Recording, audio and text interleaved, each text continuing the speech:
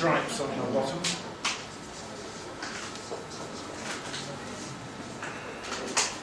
It's not humiliating.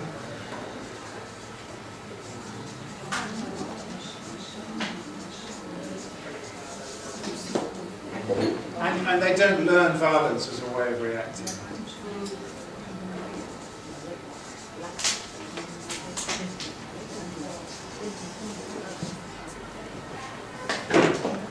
And obviously, in conjunction with what we talked about this morning, it could be a part of a regime where you teach them the more positive behaviour you do. It's not. Yes, yes. So there's the big thing now in the last 5 years, emotional regulation. So emotional control. That's right. So other people would call it time out to calm down. Not just time out for emotion, time out to. And you, the parent, can calm down a little bit. Learn to calm down. Yeah? And actually, I know some children who start getting very upset and going to sit in the time-out chair. Yeah. So, like, calm down, because otherwise they're going to hit my dog. So I think it's useful with parents to give a list of pros and cons. And now I'm going to show you an upsetting videotape, but it's real, and it's what we are dealing with. These parents told us, my colleague Jonathan Hill in Liverpool, that their child was so bad, you cannot imagine how bad he is. Please could you put television cameras in the house? So we said, okay, we'll do that. Here it is. I find this upsetting. But his anger can be quick to erupt. It's 4 weeks into the course, and Peter's been told to play while Robbie's decorating and Lynn's out shopping.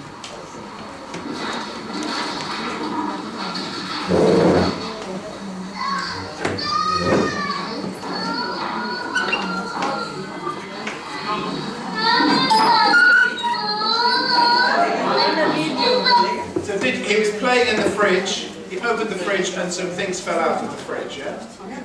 So he said, Dad, help. It fell on the floor.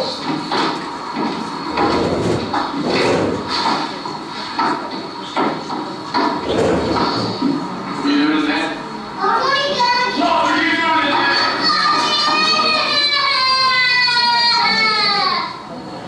You told us lady it's always ready.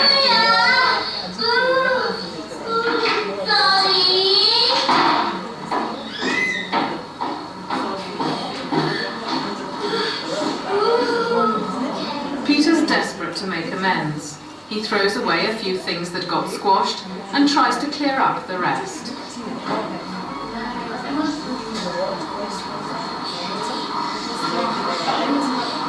When Lynn gets back, Peter tries to explain what's happened.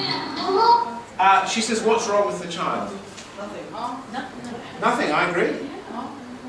But these parents think it's very bad. This is his stepfather. Is it very bad? Yeah, he made a mistake. He tried to make it better, but the boy's shaking with fear. You can see the physiology of his fear. And the father immediately, not, oh, tell me what happened, or that's bad, or he immediately, very, very angry. Just, father explosion. So in social, he's not teaching him how to do it better. There's no sensible rule, anything like that. But then his mother will come home, his birth mother, maybe she will rescue him. Let's see the mother coming home.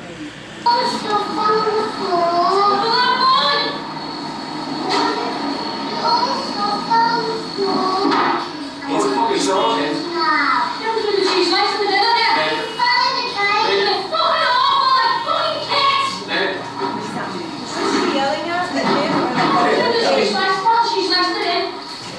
So he tried to explain to his mother, she said they're fucking awful fucking kids.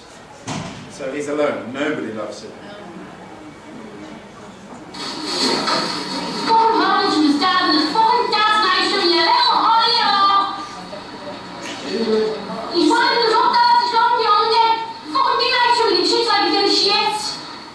The hospital's researchers believe... So, poor boy, I feel very sorry.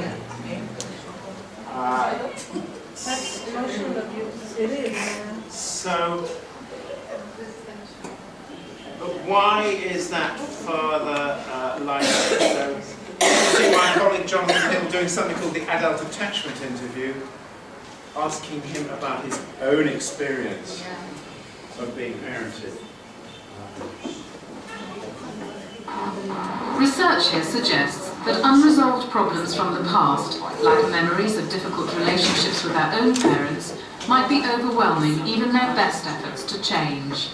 Thinking about your father, could you choose 5 adjectives, 5 words to describe your relationship with him? Fear.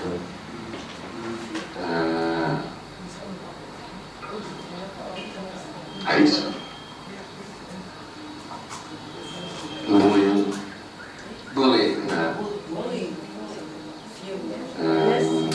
No interest in us, used a lack No of interest, interest. Just passionate, I suppose, no passion towards it all. Are there memories or instances that come into your mind with respect to fear? So they get examples of Scared him all the time, through my childhood. And just see him and be scared, You can see in Bob's face how it's almost more than a memory for him when he talks about his dad. You can see, I think, the fear is almost relived. It is still very alive in his mind. He came on with an old army flak jacket thing, big mountain to play with in the summer holidays. And I come home and I had like white line on the coat, and he said, what have you been doing? If you playing in the park? And because he had this, he said, you've ruined that coat, with this thing, and just bang, like busted all my mouth open, like 9 years of age, and he was, 14, 15 stone and 5'8". So he was playing with his father's jacket, he'd made it dirty, his father immediately said, what have you been doing? Which was the word he'd said to that boy, what have you been doing? And smacked open his mouth. And he said, I was a little boy, this was a man of 85 kilograms when he was 9 years old. You can feel the fear, can't you? So it's an 8-year-old kid or 9-year-old kid like that, What can happen then is that a boy who experiences this grows up to do to his children what he had done to him. And that's just a straightforward cycle of violence. And that happens in some cases? Yes, and that happens in some cases. And you can see here that Bob is very clearly and consciously struggling to make sure that doesn't happen again. Even though at times it must feel to him like it inevitably will, because he must feel things so intensely when he's needing to look after Peter. I think the fear is obviously present, and I would think at times also the anger. So you can see that really. It's for the father almost, it doesn't go to his brain, does it? It goes straight to his emotions, and he sees the little boy and he almost relives in a traumatic way what happens. So the positive thing is, through the work you're doing, if you do this kind of work with parents, you might be stopping the next generation as well. Because the children will stop being hurt, stop feeling angry, and are less likely, we hope, to do it to the next generation, because they have learned calm methods of discipline. So it can be very powerful. So my own view is, if the family is chaotic and out of control, you do need to do time out quite soon. Because once they get a little control, then you can build a positive relationship. But you need to do that. Somebody was saying we don't want to teach them to become super punishers. We don't. But if it's an alternative to smacking, I think it's probably justified. And you can ring them up and monitor them, see them again. It doesn't have to be for long, half an hour appointment. Check how it's going, or telephone. So I think this is worth considering. So let's remember then when we do.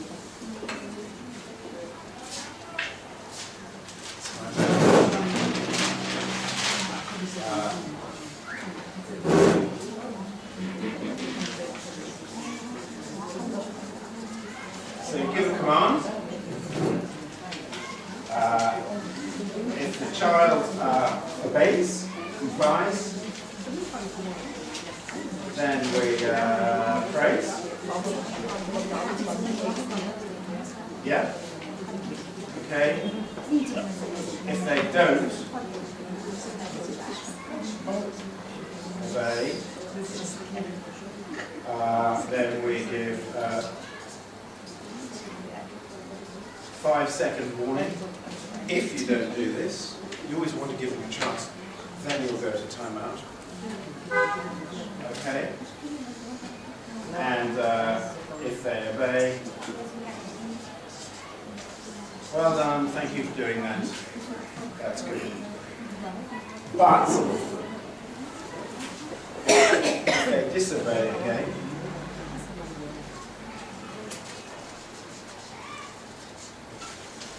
then you're going to go to timeout. Oops. Okay? And when they finish timeout, you don't say, there you are, very bad boy, you really mustn't do that again. They have done their time in prison, if you like. You start afresh. Now please tidy up the toys, or whatever it is, or something like that. What they have to do, so you can, at the end of timeout, you give it a command again. But you give it in a calm tone of voice. You're not angry. They have done their punishment, if you like. You've done your time out, and now I want you to tidy up the toys. And then you might sell them something. After that, we're going to the park. Or we're going to play football, or whatever it is. So you're not trying to heap up the negative feelings and the criticism of the child. You've done that, finished, move on. Let's make you a positive, nice person. So you're moving on quite quickly to do the next thing. Which is different from the way you might feel quite angry yourself. So you might need to help the parents do a little self-cognitive therapy. It's not going to help my child if I smack them. I want to make them into a nice, calm child who's not angry. We need to tell ourselves justifications, don't we, for why we're doing these things. And we all have a stream of consciousness, don't we, of self-talk. And sometimes I find when parents are ignoring them, you know when you were playing this morning and a child was getting naughty, you feel like responding. Sometimes it's useful to think what a parent can say to themselves. I'm not going to give in, I'm going to stay calm, I'm not going to become a 3-year-old like my child. And sometimes I've even got parents to go and turn on the vacuum cleaner to just stop their own angry response. We're managing the parent anger as well as the child anger. So giving them some words they can say to themselves, a bit of auto-cognitive therapy, if you will, is quite useful. I'm doing this for my child's best. I'm not going to reduce myself to having a childlike argument. I'm going to be superwoman and strong. I'm not going to be cross and have steam coming out of my ears. I'm not going to give him the pleasure of seeing me upset. Whatever it is, whatever will work for you. I'm not going to be like my own mother or father. The next generation are going to do things better and have peace in the world and nice friendships. Whatever it might be. So we've been through promoting positive behaviour and reducing negative behaviour. And then the last bit really is to plan when you're going to do which one, and that you just have to have a bit of practice with. And we talked earlier about planning ahead, like if the child needs to be outside or quiet, thinking ahead. You've got a plan for the week, when can they see their friends, and that sort of thing. That is the opposite of chaotic families where stuff happens all the time. It's always one thing after another after another. And sometimes some of the parents I try and help get a bit more organised. I sometimes take them to someone who can help them understand their debt because they have no money, the Wi-Fi's being cut off. Do you have families like this? A bit chaotic? They don't get well organised. You might say, well, that's not a health matter, but no one else is going to help them sometimes. What about school? Because sometimes the question I get is, my child has been naughty at school, should I punish him also? What would you say? Mainly You think it's a school business? mainly is asking. If the school's asking us to, but if he just comes home and says, I got a detention because I stole someone's pencil or ruler, to the teacher. It's very common now that the schools are referring the problem to the parents. To the parents. Well, that often, if you ask teachers, they think, oh, it's the parents' fault, bad parents. If an action or something happens in school and the child has been already dealing with the consequences in school, then... Yes, so I think some people, if the school is competent, you don't want to punish them twice. Yes, schools want them to be punished twice as a parent. So they should get a detention at school or... That's it. I mean, if the school is not capable of handling the problem and it's sending the problem to home. Yeah, which is not good. The very school common. should be handling the problem. But as you say, you can talk about it with the child. I would go to the school and tell them it's your problem. It's your problem. Yeah, and if parents get involved, that would make the parents the bad. Yeah, but actually I find I a lot of these parents themselves had a bad time at school, so they don't really like it. So sometimes we coach them to go and have a meeting with the teacher. I'm very sorry, little Mohammed is so badly behaved. But can we make a plan together how to do that? Rather than you're in the playground, oh, Mohammed was very bad today, in front of all the other others. It's humiliating for you. Sometimes they are sending the child at home for 3 Yes, days, child for at home, example. yes, we have that in England too. But it's better if you, so we coach the parents to say, I'm sorry it's been difficult, let's make a plan together. Actually, during the playtime, let's not let him play with Ali, because when Mohammed and Ali get together, it's a boxing match. So let's try and keep them separated. Or, actually, he's misbehaving at the back of the class. Can you put him at the front of the class? And could you? This is where we start. And of course, they don't like. Teachers don't like being taught. Teachers like talking at you in England. They can talk for Great Britain. But we say, can you praise him? Can you? More than if you can give the teachers Don't tell them. Suggestion. Make a suggestion. Very gentle. You say, gosh, what I find at home is that if I give him a comment every 5 minutes, thank you for nice handwriting, that works. Do you think that would work in your class? So you can try and teach the teachers. Because getting the school... Actually, you do need to teach about your own child, because each child is different. This is what works for him, yeah. Exactly. So This one gets angry if it's disapproved of. Or... Yeah. So you can say this is what works with at home. Yeah, we have a major problem, I think, in Egypt. I don't want to generalize, but a lot of teachers are not really aware of a lot of behavioral issues, and they're not really good role models, and sometimes... No, they're quite old school. Yeah. They're very old school. Bad children. Some of them do not believe in ADHD in England. They say bad character. Or like they speak down to the kids, I'm here because of the money, I'm not here to, you know, and it's very humiliating for the children, regardless if the teacher speaks as a whole. So the communist, we have about, after 5 years, about 30% of teachers leave teaching in England. And the commonest reason given is not the pay or even the administrative load, it's bad behaviour in the class. 1 or 2 children, excuse me, saying, fuck off, miss, because you can't smack them anymore in England. It doesn't make, 2 kids can spoil a class of 30. And now in England, it's considered very bad if you exclude them or you're socially excluding them from society. So the teachers get stuck. So we have been trying to teach the teachers now. But it's interesting because in a lot of, I went to the senior teacher training college in England, who was a very nice chap who went to Eton College with David Cameron, a good public school. And I said, we have this evidence. We've done a trial. My colleague Tamsin Ford, who did a trial in 40 primary schools. It's in the Lancet, showing you by teaching teachers this, you can front positive, calm, same principles, that you can improve the behaviour. But they said, no, we know. They like have a hotline to Allah. They know. They said, we have old men like me, 30 years experience. I know discipline. I feel lucky for them that they know, because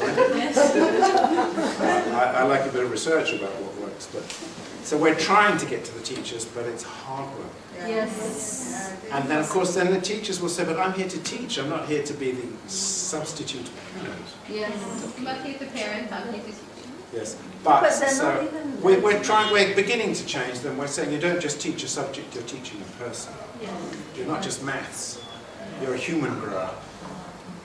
But it can And be... what's your goal? And the goal is to teach the child, not to punish the child all the Yeah, time. and to make them inquisitive about learning. Yeah. But some kids are difficult, so we need to acknowledge course. that. We need to acknowledge that.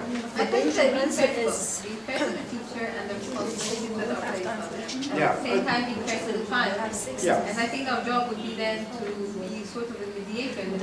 Yes, so you can have, yeah, if you've got the time, even just a quick telephone They call. feel it and then do it. No, but sometimes it's just the teacher and that's her nature and the child is stuck with her till the end of the year. Yeah. So you have to find a way around it. Have fun. But often I find, even if I have a 5-minute phone call with the teacher, they're pleased that the parents are seeking help Exactly. with you. And they So calm that's down good. and all of a sudden Oh, the thank child you, is you know. interested. Yes, all of a sudden. Let's talk. And they will do little, you know, some children I have, if they're getting very angry, show a red card and they're allowed to leave the class, or they get a reward for behaving well. There are various things you can do.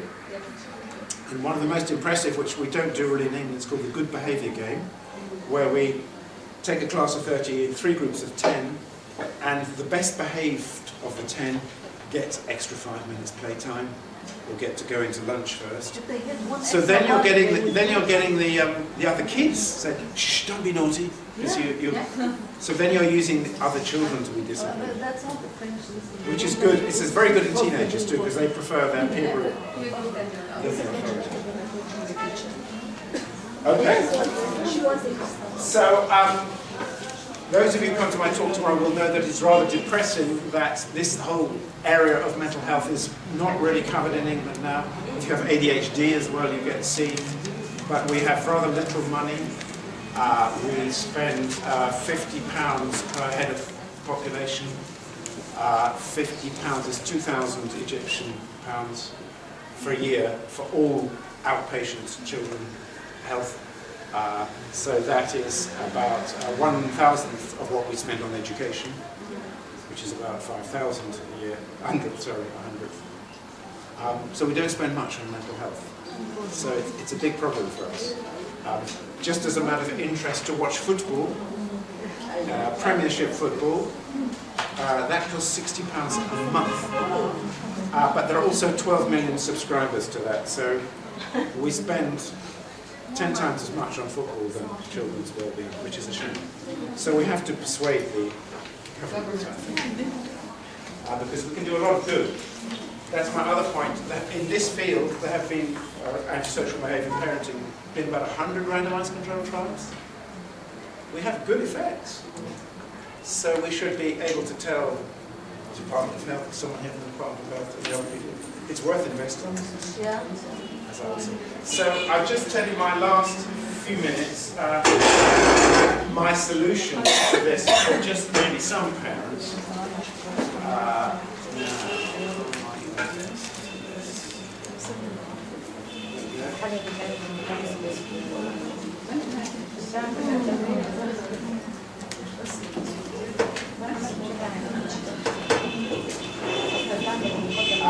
In case you're not coming to, I will show some of these tomorrow, but I will,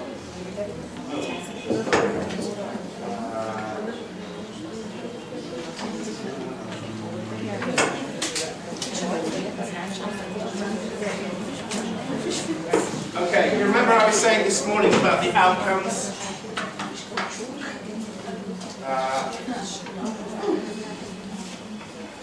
Is this in focus? So this is the top 5%. This is in New Zealand, South Island, not a violent, drug-ridden, very calm. Main thing to worry are sheep. Age 7, age 25. Violent offending, 35% as 3%, tenfold increase. Heavy drug use, 20% instead of 5. Teenage parent, 20% instead of 4. No exam, 52%, 60%. Big differences. And that is replicated in all the longitudinal studies. So we've talked about that the harsh critical discipline is poorer emotional regulation, fewer skills, and in teenagers can get violent. That's been repeated several times. So we want calm discipline, which gives happier children. Previous slide, okay, sure. Jeez.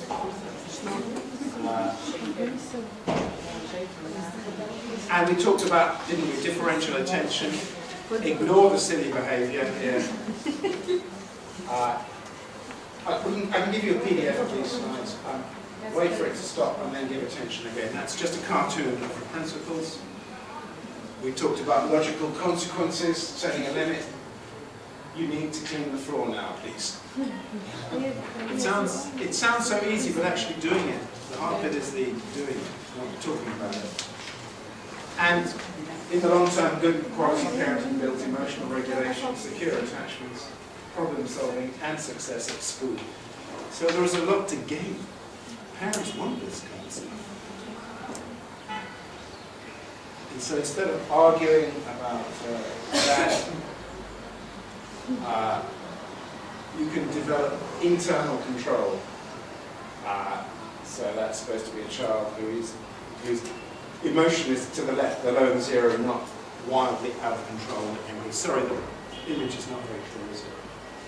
So I would call it, if you like, finance. It's a good investment to invest in children. Invest in their hearts and you'll get a good return. You'll get appreciative children. This is a recent study. Sorry, it's terrible. So this is something, it's about, you saw Professor Hill talking to an adult about the attachment of the father. So there's a thing called the child attachment interview. You say three words to describe how you get on with your mother and your father. And if they say, they are there for me when I need them, they look after me, that's secure. If they say, I don't have much to do with them, it would be insecure. And of course, there are two kinds. There is dismissive, emotions don't matter. Dismissive attachment, the English public school words, as opposed to the unresolved, oh, do you know what my mother said the other day? Always cross, but not free to go and live. So the difference in cost by teenage, the insecure cost more than the secure. To the mother, and to the father, even bigger difference. The ones who are insecure to their father cost a lot more money. So I'm just making the argument that good parenting saves society money. They get jobs, they pay tax. So we've talked about face-to-face parenting programs that do stuff. So don't worry about that. But now I've just tried to develop, and maybe we should have an Arabic version when I'm ready, an internet thing. It's not going to be for everybody, but if you see somebody, rather than saying, I've got to see you 6 times, take this internet program. I will ring you up once or twice. It could save money. The advantages are any time. The parents can do it on the bus, on the train, on the metro, on the metro. You can do it in the evening. They don't have to travel.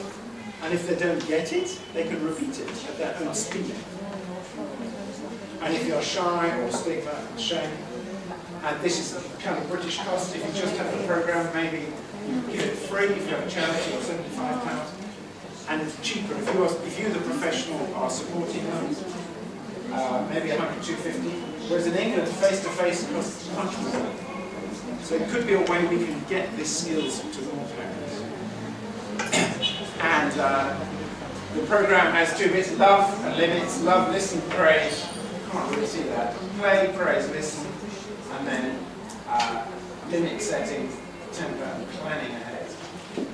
So that is the objective, and it's we're now just doing a number of different culture of parents who appear on it, ethnic minority, different groups, social groups. And at the minute it's 6 modules of 2 sessions each. It takes about half an hour. And I won't show you a clip now. We have clips. They start off saying about my child, what they're like and where they are, how good I feel, and the aim is to get them towards the point of the star. We do progress as we go along. They get feedback if I do any homework. You put it into your mobile phone. This is how much homework I'm doing each day. It goes up. You can't read that, I'm sorry. What I did and what my child's response was, how much you read with your child. They keep a portfolio of their own experience and have a forum. As long as they agree, they can talk to other parents, which is good because they don't feel so lonely, I find. They like to support each other. And if they wish, they can upload a short video clip securely of what they find works with their child. That needs moderating in case they upload a video of them hitting their child. You need to moderate it. And if you can have a little time to help them, it's much better. So I can have something called MyFitnessPal, which says, Stephen, go for a jog every day. Yeah. Or don't eat so many cakes. But actually, if I have a trainer who says, have you done it this week? You get more compliance, you do better. So this is the example from, there have been now about 12 randomized controlled trials. Sorry, this is a terrible one. The completion rate is not bad once you've seen them once. You get a bigger effect if you have a personal relationship than if you just leave them to take the thing. It's not going to be for everybody, but it has to be, I think, a way forward. Oh, excuse me about that. Okay, good. So we should talk if we want to, when it's going translated into Arabic, because there is a huge need out there. It's a great idea. Yeah, it's slow. I'm getting there. It's great. So we need a few Arabic videos and translations. Okay, it's nearly 3 o'clock. So any more questions before we finish? Thank you. Thank you very much. It's been such a great audience. Someone's.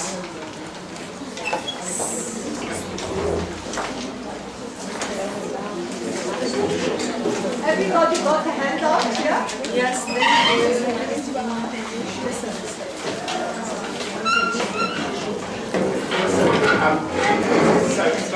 So give something else. I say you're very good today.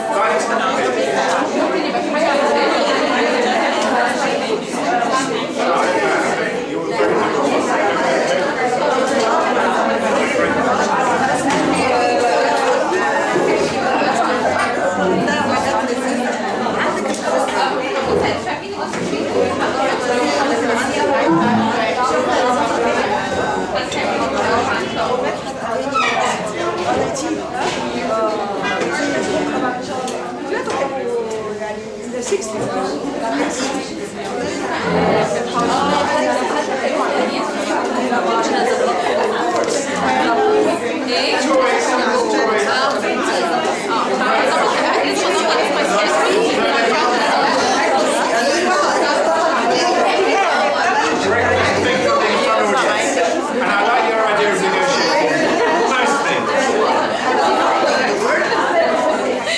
There's your ball. This is somebody else's.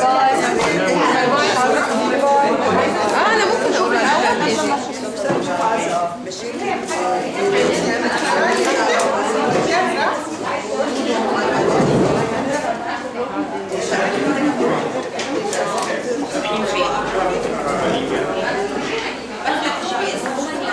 نعرف إن أنا عيلة ثم عيلة ثم سعاد بصي احنا هنرجع معاكي لو عايزة بقى